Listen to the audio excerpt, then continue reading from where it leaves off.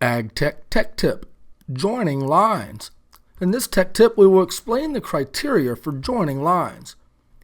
When working with PDF or CAD files, it is recommended to try and join the line segments before assigning elevations to limit the number of lines that must be elevated. Now, whether the lines are a single elevation, such as contours or pad lines, or sloping lines, such as curb lines, it is recommended to try and join the lines into continuous lines. When first importing a PDF or CAD file, you can join the lines in import mode. Select the desired layer to be transferred. A diamond will display on the starting points of a segment. You can see the pad lines are segmented.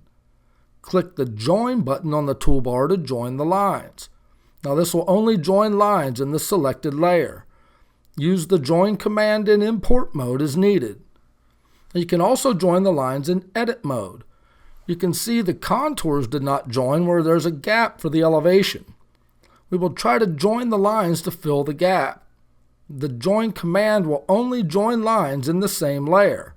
For example, annotation will not join to a data line. Select the lines by label and click the Join button. The first time the join is selected in edit mode, the bridge gap distance window will display. This window sets the horizontal and vertical criteria for joining lines. The default distance is 0.1 feet, and the default vertical is 0. This means the ends of the lines must be within 1/10 of a foot at the same elevation. It is recommended to keep the vertical 0.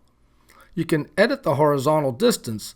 However, when joining annotation lines, all the lines are the same elevation, so there are limitations. You can see if we set the horizontal to 10 feet, some of the contours may be closer than 10 feet, so the lines do not join correctly. Select Edit Undo if this occurs. To edit the bridge gap distance, select the Options menu and select Bridge Gap Distance. If the gap is too large, you will not be able to join the lines until they are elevated. The other criteria that must be met is the end of the lines must be the first or last point on the line. You can see if we try to join this curb line, it appears the lines are within the bridge gap distance. If we select the end of the segment, you can see the point is not the last point in the list. The line doubles back on itself. To correct this, you must break the line at the desired endpoint.